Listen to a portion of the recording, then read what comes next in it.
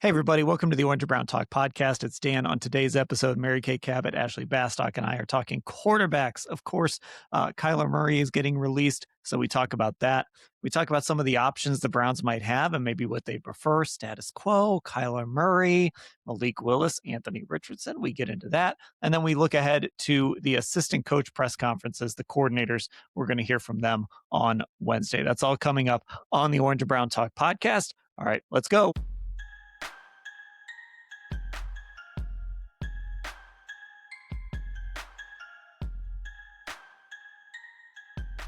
Hey, everybody. Welcome to the Orange and Brown Talk podcast. Dan Labbe, Mary Kay Cabot, Ashley Bastock with you here on Tuesday.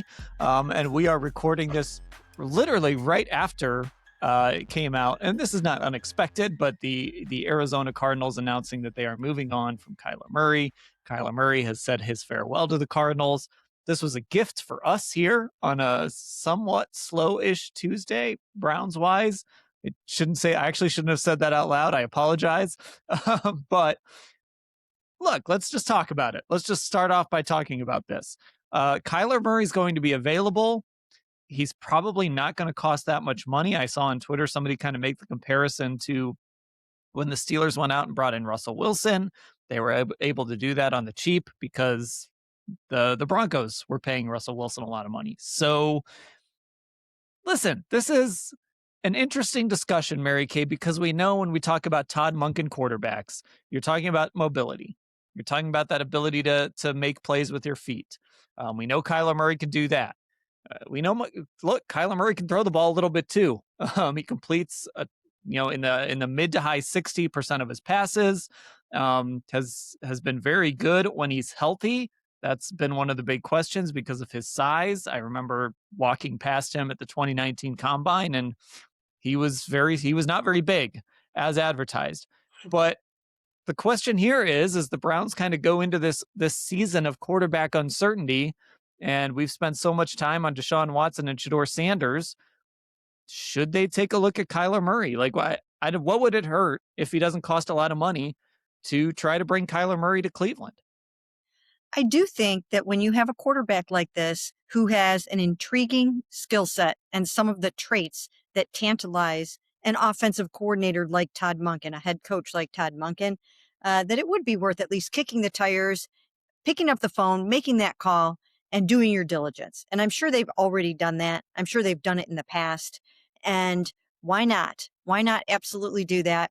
Because once again, he is that dual threat quarterback that Todd Monken really likes. You can do some things with him. He's had a very up and down career, a star-crossed career, but he does have some talent. One year in 2020, he rushed for 819 yards and 11 TDs.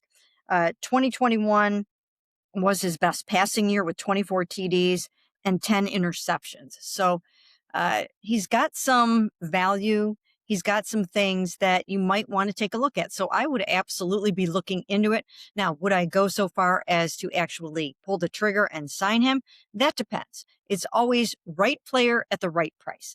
If they can get him at sort of a bargain basement number, then maybe venture into it and do something like that. But I would certainly be interested at this point. So he's played the Browns twice. I've gotten to see him in person twice, and those were both early in his career. One was in 2019. That was the Freddie Kitchens year. It's actually the game that I call like maybe the beginning of the end was earlier for Freddie, but that was the game when it was like, yep, this is over. And I just remember watching him that year, and that was his rookie year when there was still a lot of excitement about him. And it was like, man, this dude is special. Like you could tell. And then the next year, or 2 years later, the Browns played the Cardinals, and they won 37-14. And again, it was a very similar thing. Like you could see the dynamic playmaking. You could see all of the things that he could do. But Ashley, since then, I think there's a lot of question marks about him, and I think those questions are fair. Can he stay healthy? Is he big enough? Consistency, right? He hasn't won at the NFL level with any sort of consistency. The Arizona Cardinals are obviously moving on from him. So that has to tell you something. I know they've had regime changes and coaching changes, so that all factors into it. But if you have a quarterback you like, you don't usually move on from that guy. So I acknowledge all kind of the red flags that come with him. But just from a pure talent, when healthy perspective, it's hard to find a package like Kyler Murray out there. Well, and that's why I think it has to come down to, is the money going to be right? And if he's going to be on the cheap, like I'm also of the mind, what does it hurt? Even though I think those questions around him are very real. I think the reality is he's never answered the height question. He's never been able to successfully answer that. That's been something that plagued him ever since he was a top draft prospect. So that hasn't helped his case. And then the health recently, like you mentioned, he's played the Browns twice. I thought I was going to get to see him for the first time that 2023 season, and then he was hurt, and instead we got the Clayton Thune game. Like, he just, I think, hasn't consistently been healthy enough to try to answer some of those questions. But I think, like, when you're playing this game and in the off season as a team and you're looking for options, like we've said, there's going to be that guy out there that people are going to look at and laugh at when a team brings him in and say, "Oh my gosh, I can't believe you think you're going to get any more out of this guy." Like, maybe it would be Kyler Murray this cycle. We don't know that. I think you do, if you are the Browns, have to look under every single stone, to Mary Kay's point, like they probably already have done that to some extent, and figure out if you think this is a guy as Todd Monken that you can win with or have some success with or you can develop in your offense. Yeah, and Mary Kay, I think that's where my kind of interest in Kyler comes in. Is not just that raw talent, but also just this idea of, I think the Browns need to. There's not an option out there for them that I think should be like, oh, we've got it better than this guy, because we're talking about Deshaun Watson, who we're 6 years removed from 2020. And when we get to week one, we're going to be almost 2 years removed from the last time he played a football game.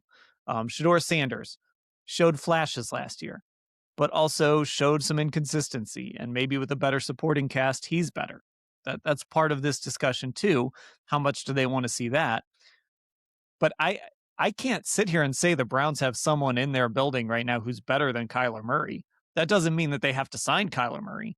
But if you don't want to go out and give Malik Willis $30 million a year and have him be your starter, and by the way, I would seriously consider doing that over signing Kyler Murray or doing the Deshaun Shedeur battle. But if you don't want to do that, or you think you're going to be unable to do that, if you could bring in Murray on the cheap, I don't know that you'd have to sit here and say, yes, he's absolutely our starter. You could let him compete with those guys. You could kind of see what it looks like based on the money. And, let's kind of sort this out over the next few months. That's right. Because the thing with Deshaun, when you look at that situation, again, he's coming off of his second Achilles surgery, and everyone thinks, of course, that that Achilles is effectively repaired and that it's going to hold up and it's going to be fine. But you never know if that's going to be the case. And at some point in training camp, you could find out that maybe, just maybe, you're not going to be able to count on him from a health standpoint. Now, hopefully for him and for the Cleveland Browns, that will not happen. But when you have what was sort of a frayed tendon and it gave out on him in a game in 2024, you have to wonder how the second repair of that thing is also going to hold up. Now, I'm sure they took extra measures and they probably reinforced it with, I'm not sure what they used, but whatever they did, I'm sure they went the extra mile to make sure that it's going to hold up for him. But who knows if it is or not. So I would be having an insurance policy. I would have somebody else on the roster that can start for you and win games for you in the event that Deshaun doesn't prove to be what you hope he might be able to be. And in the case of a Kyler Murray, if you find yourself with a surplus sometime in August or around the cut down date, then you can always trade him. And so you're collecting an asset. So I just don't think from that standpoint, it would be horrible either because, they keep recycling fifth round picks. Well, maybe you can get a fifth round pick for him. So why not? Right. I mean, he's not going to have a huge contract this time that you would have to worry about, that anybody would have to take on or anything. So I think you could bring him on board, see what you might be able to get out of him, see what Todd Monken might be able to do with him. And if it doesn't work out, then you can cut him, release him, move him, whatever. So I definitely would be giving it a shot And in that scenario, I would probably be willing to trade Dylan Gabriel because you don't need all of these guys in the room. And then you can bring on another young quarterback or developmental quarterback who's, not going to really cost you anything. Not that Dylan was going to cost you anything either. But, you can kind of give somebody else a look. Maybe somebody in this draft that caught your fancy and that you can get in one of those later rounds that a lot of people aren't thinking about necessarily as a starter. Maybe you can find a diamond in the rough in the draft. So I would probably be taking a pretty significant look at this. Yeah, and I think Kyler kind of in comparison to a couple of these other quarterbacks almost suffers from like he's had too much exposure. Like everyone sort of knows the issues. I mean, we knew about the height coming in, obviously, that was going to be something you've got to figure out.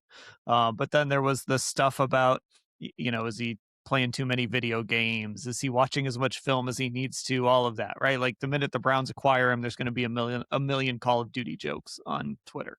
But he's sort of been his flaws are out there. Everyone knows his flaws. And look, if Todd Monken and Andrew Berry have a meeting about him and those flaws are just too much for them to take, that's fine. But I also think when we start talking about guys like Malik Willis or even an Anthony, if you want to take a flyer on an Anthony Richardson, those guys haven't been quite as exposed. Now, Anthony Richardson a little more than say Malik Willis, but like we haven't had years and years to just pick these guys apart and say, well, this is what's wrong with him and this is what's wrong with him. But all of these guys represent some level of risk. And at least with Kyler Murray, Ashley, at least we've have some level of success too. I don't know if that's still in him. And again, if those red flags are too much, I understand if the Browns say we just don't see it. Or maybe Todd Monken doesn't want to have a 5'9" quarterback. But, if he doesn't mind the height and he thinks he can work with him and turn him into something, I just don't see the downside of it. Yeah, I think it's really a question of like for them as they're exploring any like sort of veteran option, is the devil you do know better than the devil you don't? Because I think the reality just is any quarterback that is in that situation that is either hitting free agency or a team is willing to trade is not going to be a quote unquote perfect option. They're just not, because if they were, they would have a crazy guaranteed contract already and they wouldn't be on the open market. So no one's going to be perfect. We've kind of laid this out before. There's going to be a Sam Darnold. There's going to be a Daniel Jones where they just come in and they surprise you. And I do think like the Browns would be really well suited to try and figure out who that guy could be. Maybe it will be Kyler. Maybe it won't. Like you said, maybe the red flags are just going to be too much and they don't think it's going to be worth it. And they'd rather go a different direction. And I think that's fine if you have legit reasons for it. But I do think it's kind of important for fans to recognize that anyone that you're going through with this method is going to be imperfect by definition because they wouldn't be here otherwise. But it's about unearthing what you as a front office, what you as a coaching staff think you can kind of mold and get the most out of. Okay, so let's play this game. Let me think of what the options are right now. So there's just keep it as is, right? So that's Deshaun Watson, Shedeur Sanders, Dylan Gabriel, maybe a draft pick, right? Something like that. So there's the status quo option. There's Malik Willis. Let's throw Anthony Richardson into it. Let's throw Kyler Murray into it. So of those four, Mary Kay, like right now on March 3rd, before we've even gotten into the start of the league year, which is the most appealing to you? That's a great question. Did you throw Deshaun and Shedeur in there? Yeah. So just kind of keeping it status quo with those two guys competing. And you know what? Let's throw in like drafting Ty Simpson at 24. Okay. So let's just do the status quo, drafting like Ty Simpson at 24. And then of course the three guys, Kyler, Malik Willis, or Anthony Richardson. Well, because I do think that Malik Willis is going to be out of their price range, I have to factor that in. I mean, in a perfect world, I would probably think Malik Willis would be a really nice option. But I just don't think it's realistic because of a number of factors, including the fact that I believe that his agents are hoping to drive that price up into the $30 million range. Now, will they get that? I don't know, but it could cross over into the 25 range, something like that. So I just don't think that that's realistic. And maybe for purposes of this exercise, we don't need to be realistic. Yeah, I can't decide. I almost feel like that is part of the discussion, though, with all of these guys. Yeah, I sort of feel like that does need to be part of the discussion. Um, I don't know that I feel like Anthony Richardson is going to give you any more than what you might get out of Deshaun Watson if Deshaun Watson is healthy. I think if Deshaun Watson is healthy, he might actually be a viable option to get you through some games until you might want to be able to try to figure out what happens in the 2027 draft. And then Shedeur, I think he is going to be a lot better with a better supporting cast. So right now, for my money, even though I would kick the tires on Kyler Murray, if I had my druthers in terms of who's going to compete for the starting job, I would probably still be going with Deshaun and Shedeur. Okay. Yeah, and Ashley, I'm a little torn. I almost, if it didn't matter, right? If money weren't a thing, I would say just go out and sign. Why not just give Malik Willis the Sam Darnold contract, which is about 3 years. I think it was $102 million. It's essentially a 2-year deal. Just go give him the Sam Darnold contract, see what happens. If it doesn't work out, okay, that's fine. You got to take a shot. But I'm sort of with Mary Kay on that. I just don't know how realistic that is. I think Kyler Murray, as much as I spent the first 10 minutes saying, yeah, go do it, like I do feel like there's a little more, it's more complicated than just bringing him in. I think there is there's some baggage. I think it's a more complicated thing to bring Kyler Murray in. I actually wouldn't mind taking a flyer on an Anthony Richardson just to put him in the mix, and not necessarily to start, but just to kind of throw him in the mix. It's a guy with a lot of traits. When we talk about Kyler Murray, we talk about traits. Also a guy with a lot of flaws. But I don't know if I could get him for a day 3 pick and just sort of put him in the mix at quarterback. So then you've got Deshaun, Shedeur, Anthony Richardson. See who you like out of that mix. I almost think I might lean that direction. If Malik Willis is just too cost prohibitive, I think I would lean going that way. So that's where I'm going to go. I can't believe I'm advocating for Anthony Richardson here. I kind of can't anyway. either. Yeah, no, I think like the Malik Willis thing at this point would just be such a surprise. Like I think when you're at the combine, you start to get a feel for things, right? And like the feeling just seems to be that it's just not very realistic because of the price range and them trying to drive up the price. Like it just wouldn't financially make a ton of sense for the Browns and their position that they're in to be able to do that. So like, while I think that would be the best option if we're looking at this in a vacuum, I think it's the least realistic. So I too am just going to take that out of consideration. If you were asking me to choose between essentially Anthony Richardson, Kyler, or drafting a Ty Simpson or someone else fairly high, I think I would be more for Kyler, which to me is kind of crazy because I do tend to not favor the shorter quarterbacks at all. But I also think, look, right now, fairly young QB room. I guess if you get rid of Dylan Gabriel, trade him, do something, turn him into an asset, that would help that. But at least Kyler does have a bit more of experience than even like an Anthony Richardson. So, I mean, like neither option is that exciting to me. And like, I don't know ultimately if either of those guys gives you a better chance to win than Shedeur and Deshaun, which at that point stay pat. But I do think they need to add. They need to add some way. And it might not be any of those guys, and it might be drafting somebody, or it might be someone else. But I think I would be more pro Kyler than Anthony Richardson, just from an experience standpoint. Yeah, to me, like Mary Kay, when I say Anthony Richardson, I just think about like, here's this guy with these crazy traits, right? Like he didn't get drafted because of his amazing college career and all the great feats he had in college. There were a lot of questions. Had he played enough football?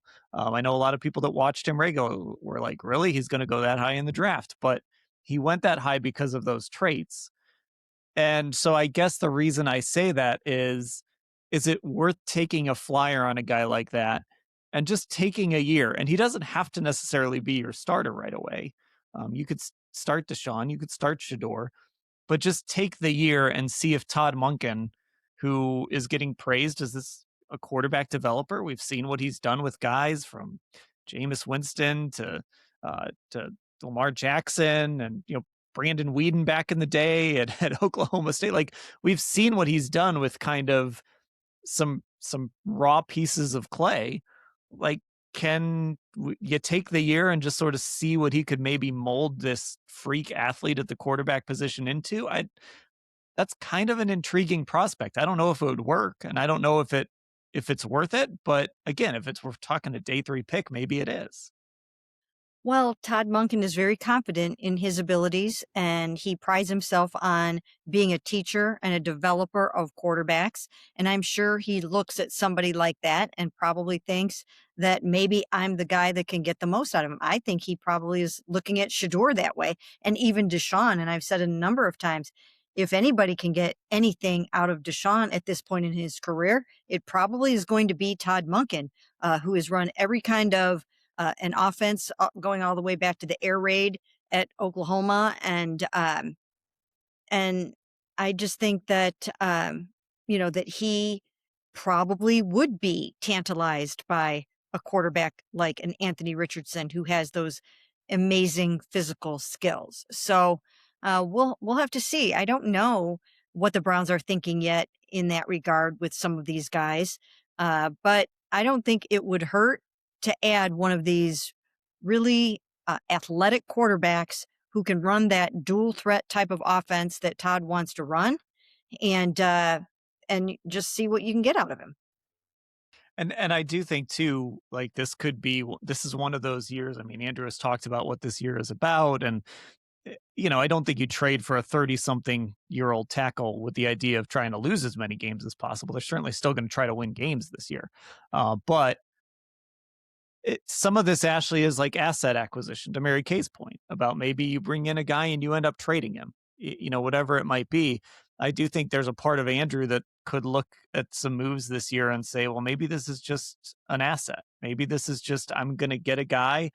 Let's see what happens. And if it doesn't happen, that's fine. We'll move on. We'll get a pick back for him, or, whatever. I think some of these low cost rolls of the dice, I think it's a good idea for this team to try this stuff this year, because I think honestly they can get away with some of it. So that's kind of why I go that way. Yeah, I mean, he just loves to wheel and deal, and we see that time and time again. Like, it's so funny that trade yesterday, it involves the 5th round pick that they got for Kenny last year that we mentioned. Like, that was wheeling and dealing. It just is so Andrew Berry, I think. And again, we talk about these draft picks. We jokingly say they are essentially marketing assets, right? Like, a 5th round draft pick sounds great, but like, okay, that's fine. Like, it means nothing. You don't know what it is until the draft is actually here and people are on the board. Like, who's a 5th round pick besides Shedeur here that we can throw out that they've made, right? Like, Shedeur is the most prominent one, and whatever, he'll take those and he'll, get an Amari Cooper or whatever. Like, we've just seen it time and time and time again, how he deals with these day 3 picks. It's not surprising. I think as he's wheeling and dealing, we'll see more stuff like this.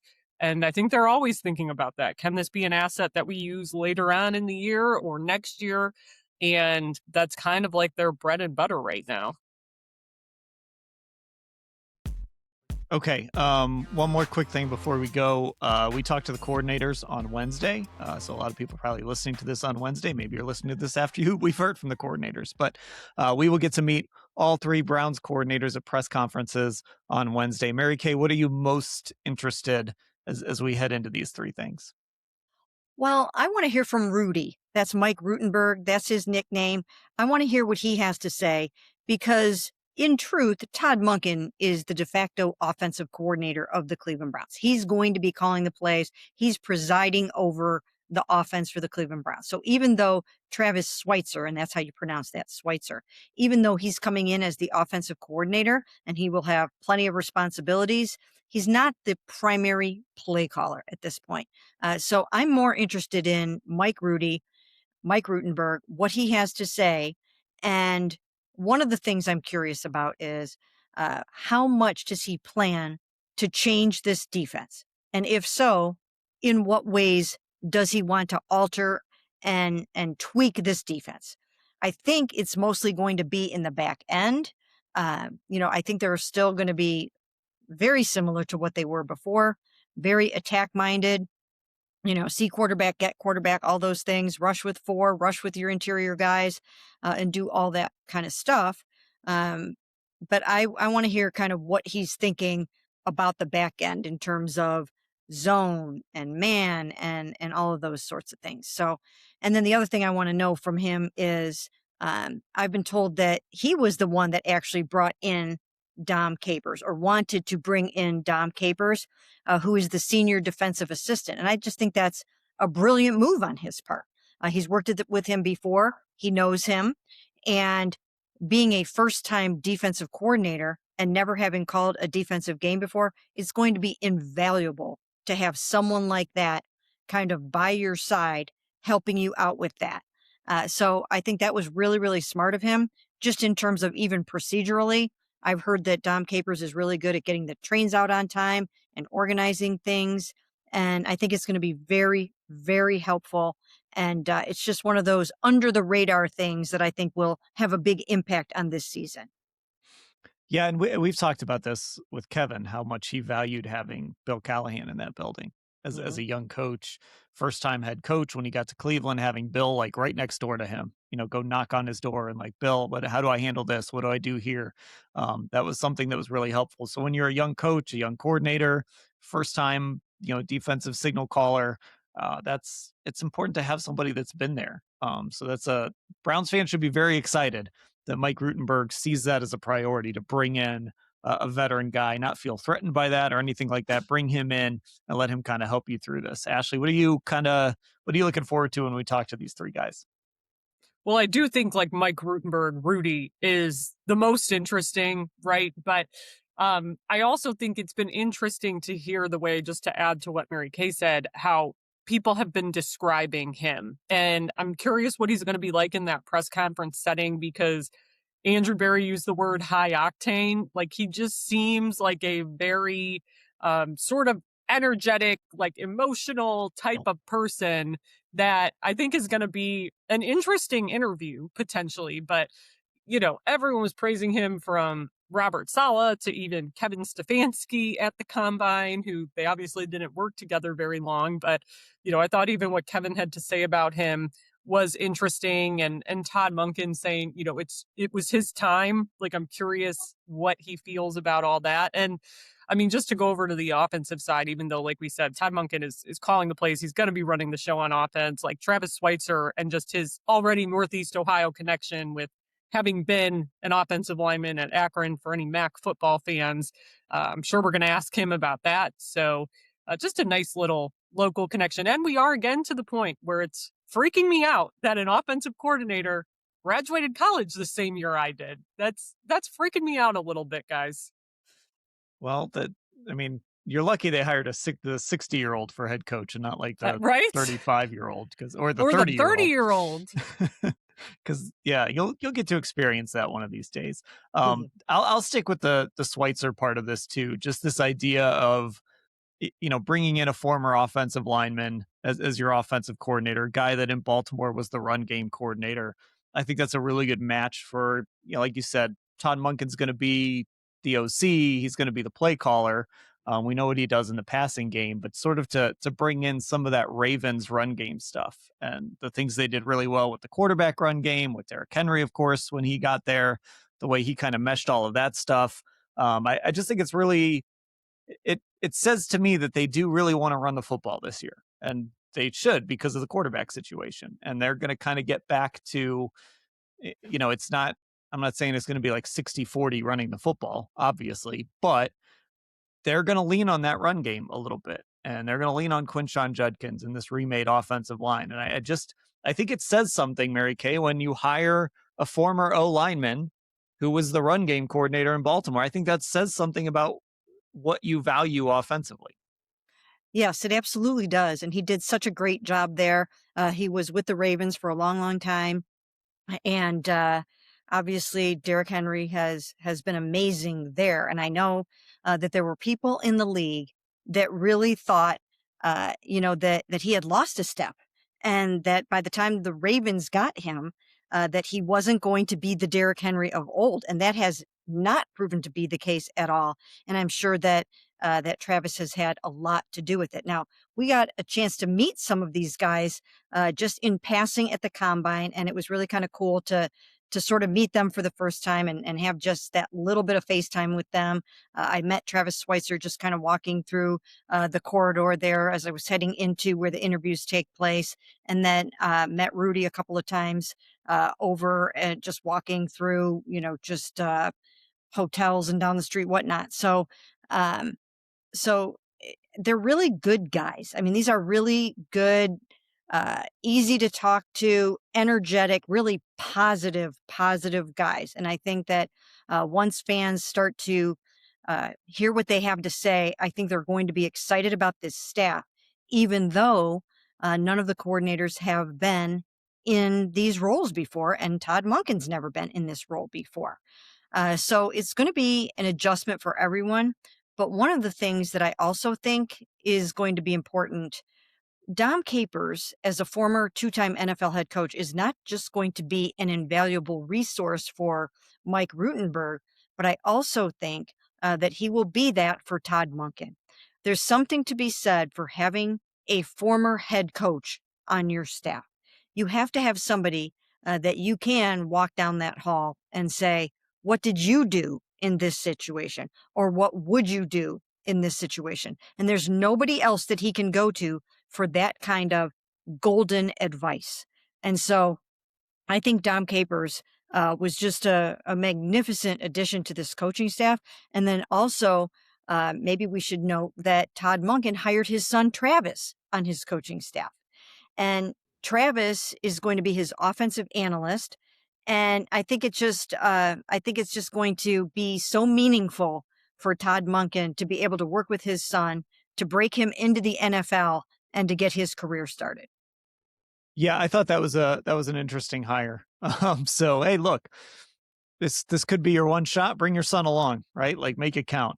That stood out to me that was in there. I also want to say one more thing too, with bringing all of these Baltimore guys. And I had a chance to listen to Eric DeCosta when he talked last week, and the way they do things in Baltimore is like, they will tackle, right? They will do things in practice that they're physical and they're tough. And Eric DeCosta praised John Harbaugh for like, it's that off season, man. It's about football. Like we're playing football. Like, and obviously there's rules and there's the CBA and there's only so many things they can do. But that is something that stands out to me, Ashley. Again, when you bring in a bunch of guys from Baltimore, and we've talked about, I thought last year's camp was a little more physical and a little better for the Browns overall. But I just wonder if we're going to get a little bit of that Baltimore style of, off season, Baltimore style of training camp. If we're looking at maybe a little bit of a physical summer here. Yeah, I want to try to find the quote from even Todd Monken about John that he said this past week at the combine, but I don't know if I'm going to be able to. Oh, like right here, he said, and the other thing is the offseason is no joke. That's what it was. I thought it was DeCosta that said that, but that was Monken. Todd. Yeah, John, it's football every day, man. It's how are we going to get better? Every year I was with the Ravens, it was offense 2.0, offense 3.0. What are you going to do to improve, take advantage of our players' skill set? He's nonstop. He's about winning football. So I very much think that's the mentality we are going to get from Todd Monken. And I think there's going to be a lot of things that change. And look, we've talked about that's Todd Monken's, I think, reputation already, that old school old school guy who has embraced a lot of these new school analytics things without losing that old school tough love part of himself. So I definitely think he was inspired by John Harbaugh in that way. And I'm really curious just to be able to compare how the off seasons were under the last regime with now Todd Monken. I mean, when your offensive coordinator is a former college center, it's just that guy doesn't want to mess around. That guy wants to play a little football. Okay, so that'll do it for this edition of the Orange and Brown Talk podcast. I say this all the time. Any social you're on, go look for Orange and Brown Talk. You'll find us. Make sure you follow us, subscribe, all of that stuff. We'll be pushing out some clips on those socials as well from these press conferences on Wednesday. And of course, if you're not watching us on YouTube and you want to, that's Cleveland Browns on cleveland.com. And if you're not a Football Insider subscriber, that's cleveland.com/Browns, the blue banner at the top of the page. For Mary Kay and Ashley, I'm Dan. Thanks for listening, everybody.